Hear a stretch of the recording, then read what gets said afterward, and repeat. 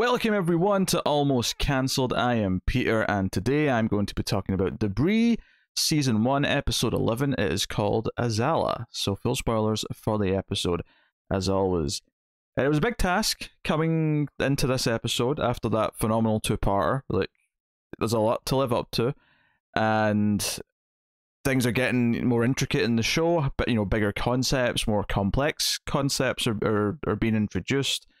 And the show is all the better for it. And I think this episode adds some layers, obviously, to Brian's character and sort of like fills out some of the things that were teased early in the show. But this addressed the elephant on his face that's in the room, which is the beard and the wig, which some scenes fared better than others. Don't get me wrong. There were some scenes where there was enough hats being used and enough other things on his face, and the scenes were darker, so you couldn't see it properly, and it looked almost passable. But when it was bad, it was really bad. There was a couple of scenes, particularly when he's sitting in the canteen tent, at the barracks, where it looks really bad. And I guess they want to sell the time difference, but I mean, he can have short hair. He can have the same hairstyle, more or less, that he had now. Maybe let him grow out some stubble over a couple of days just to give his face a bit of a different look. I don't know, but we got a bad hair and a bad beard. So a bad hair. I meant a bad wig. But I didn't want to. I was trying to avoid saying wig for beard and make it clear there were two different things, and I ended up just making it sound even more stupid. So, but the premise of this episode is that a woman has seemingly come into contact with a piece of debris. The episode starts with some, agents looking, reading scans, looking at the, not radiation per se, but whatever readings the debris give off. They've got hazmat suits on. They upgrade to a second tier of hazmat suit because the readings are off the charts, and he finds a woman who's sitting there unprotected, just in a daze, and then turns and just says the name Brian Benevento multiple times. And this is the debris essentially calling out Brian and wanting to perhaps communicate with Brian in some way. And there's a couple of different reasons where this comes from. Finola herself speculates it's because when the debris cloned him, it kind of had all of his memories and stuff sort of on database, as it were. I think another option, of course, is whatever interaction he had that's being teased in the closing credits, where he was one of the first responders to interact with debris. It could be that as a moment. It could be all the jumping that he was doing in last episode. I mean, hell, it could just simply be a combination of all of the above, that he's interacted with the debris so much at this point through various different times and scenarios that the debris is reaching out to him because it's now the one that he's now the one that it recognizes, or the one that it's kind of drawn to, or whatever, or maybe it is specifically one of these cases, as Finola speculates. But when he realizes, of course, that she's reciting conversations from his past, particularly from when he was in Afghanistan in the military, and then when he tries to, or when she touches him, he goes into this trance, his health condition deteriorates, and he's effectively reliving memories. He's reliving his flashbacks. And I always appreciate, not that we need a reason for flashbacks per se, beyond just they're relevant and the character is thinking about them.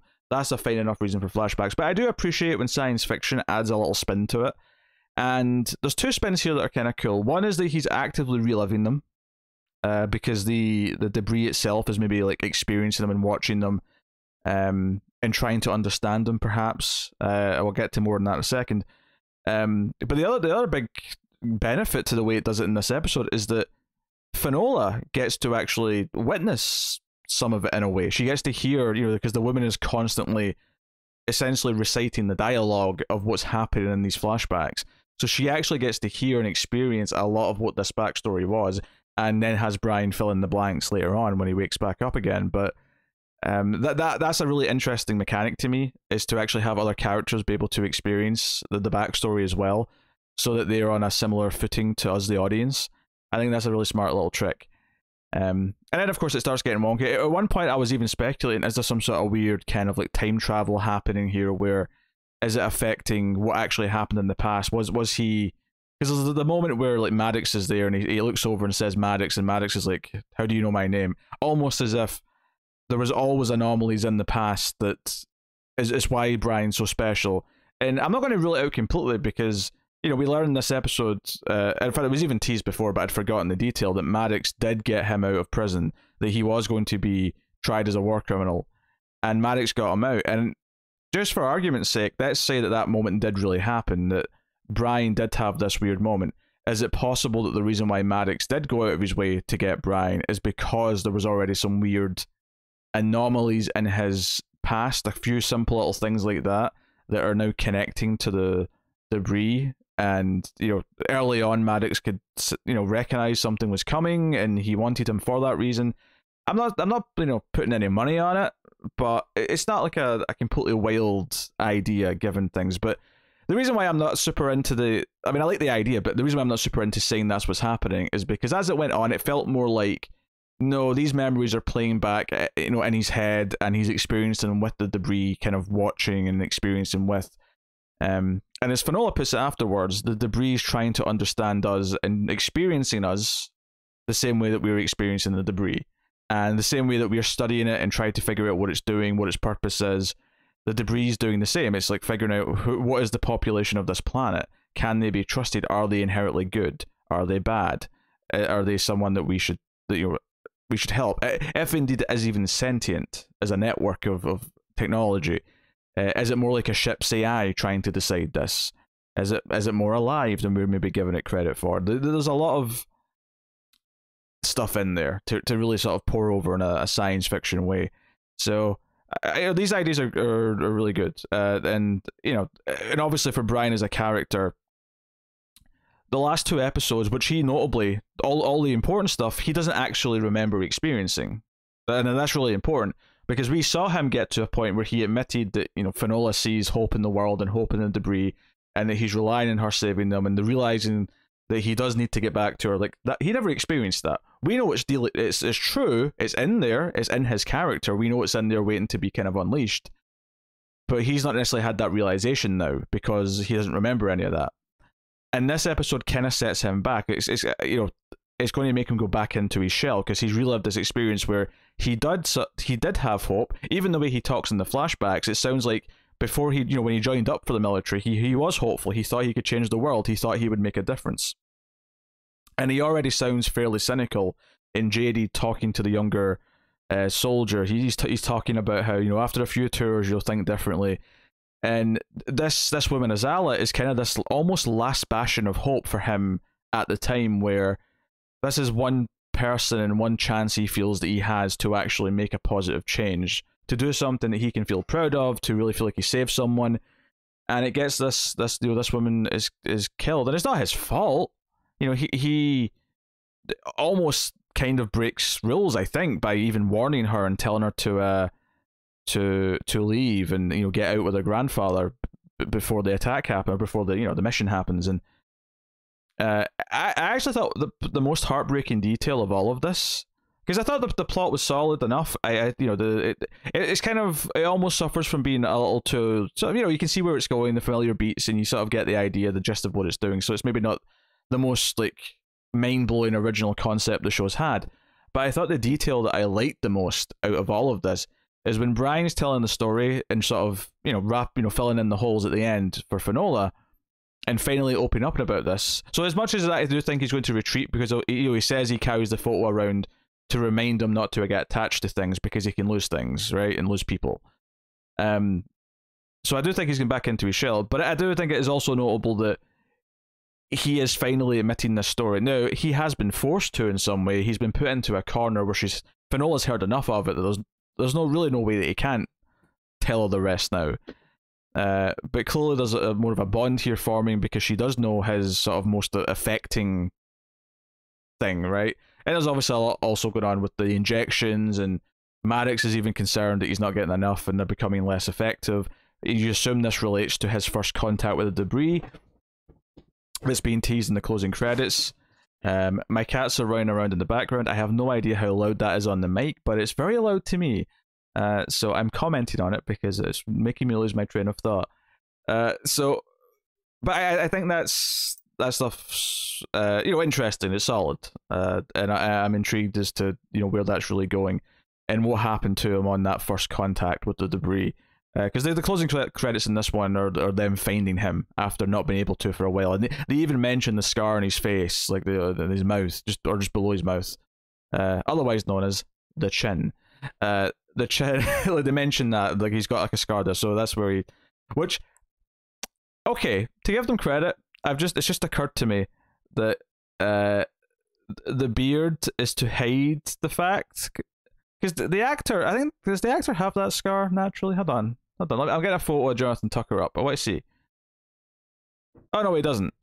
Okay, in that case, I was going to suggest if that's a real scar that they're working into the plot, I thought maybe, maybe it's a real scar and this is just an older photo. Maybe he got it more recently, but if it's a real scar, I thought, oh, maybe the justification for the big fake beard is that they had to hide the fact that he didn't have, he's not supposed to have the scar yet, so they have to hide his chin. Which, I mean, they could have still done better with the beard, but maybe that's the reason, right? Okay, I could have got on board with that. I don't see it though in this photo of him, which doesn't look that old as a photo.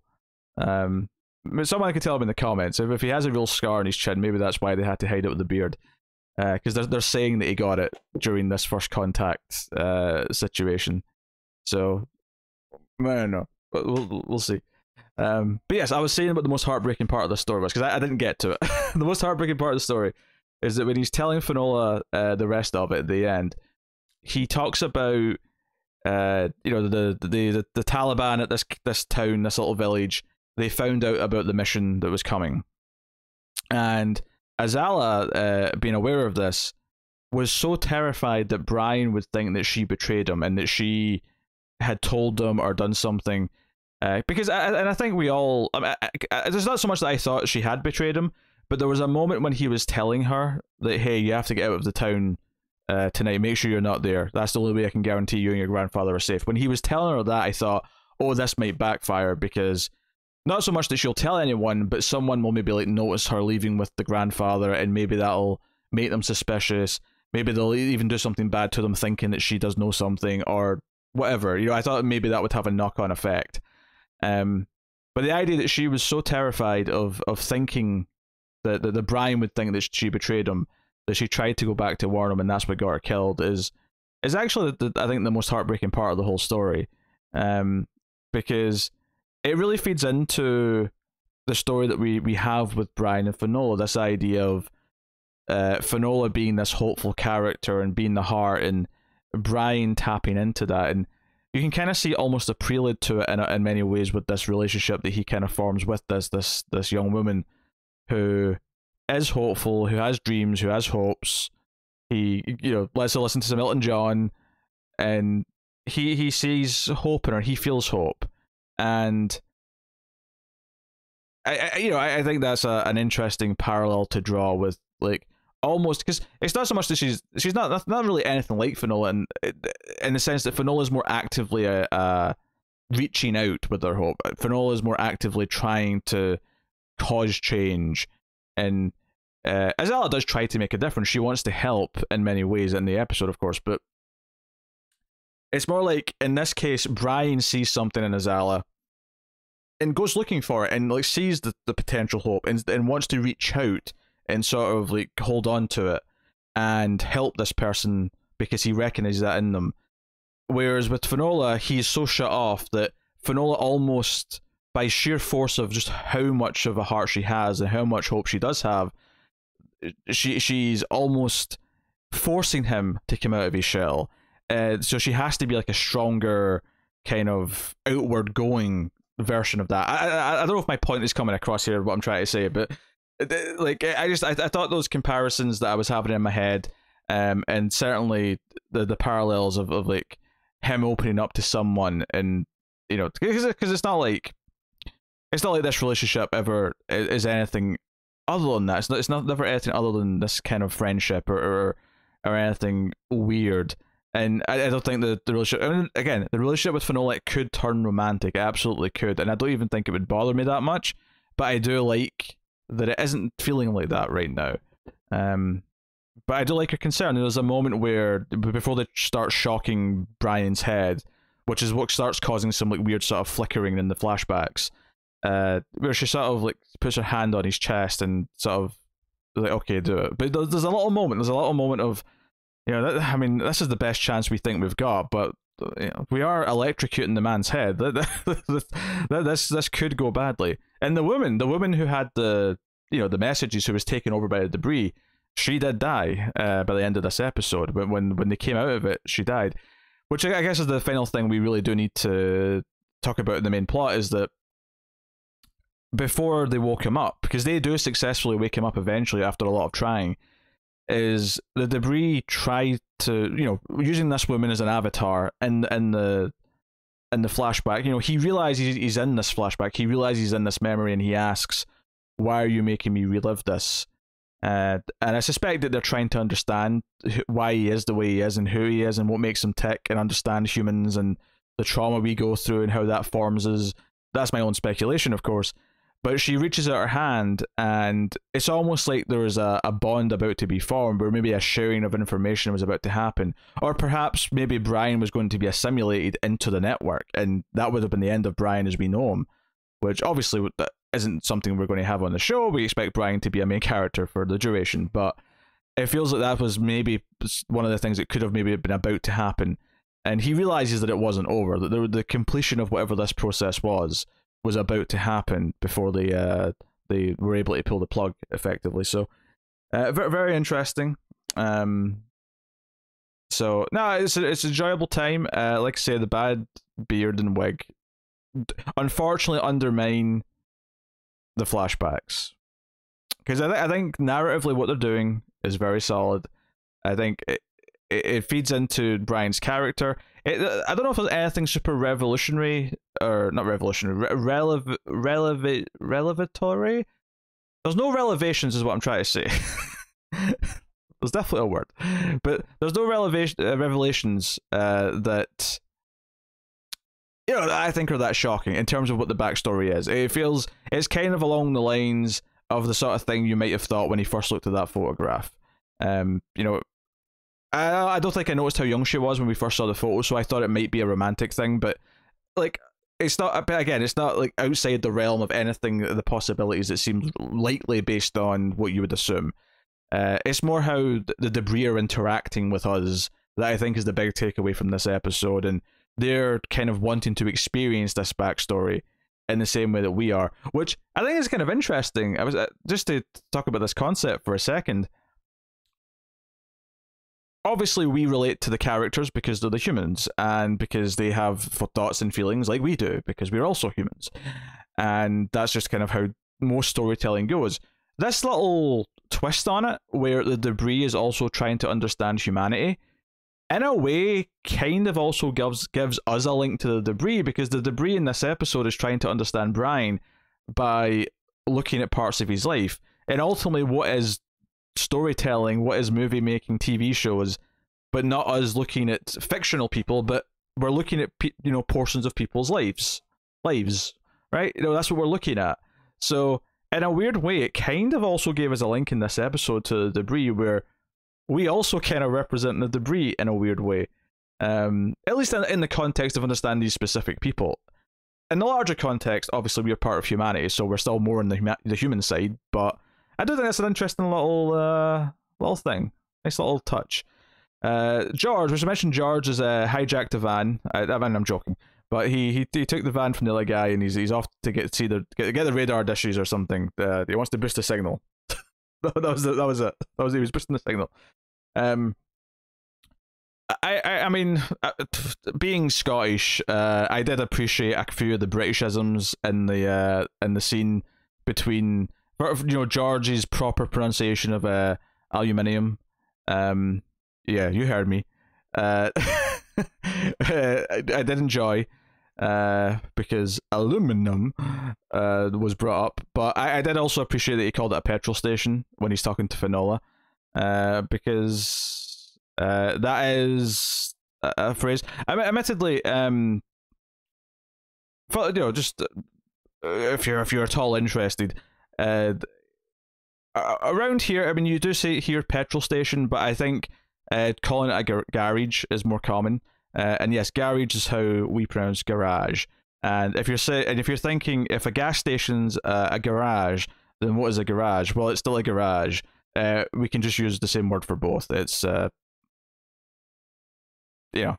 language is a funny thing. If you ever wonder why, and it's Tim that did this first. I have to admit, well, did Tim do it first? I think Tim did it first on a show. I think I might have said it once before. But if you've ever heard us say the phrase garbage when talking about something being garbage, that came from, I think, me, but it's been so long that I don't really remember, but I think I was making fun of the fact that Americans pronounce garage as garage. And when I was questioned as to why I thought that was stupid, I said, well, you don't pronounce garbage garbage. And that's why that became a thing. So if there's a bit of Mailed Fuzz TV trivia for you, that's where that comes from. I'm essentially making fun of the way Americans say garage, because it doesn't actually, it's not consistent with the word garbage, which you say garbage. Anyway, so there we go. That's that's episode 11 of Debris.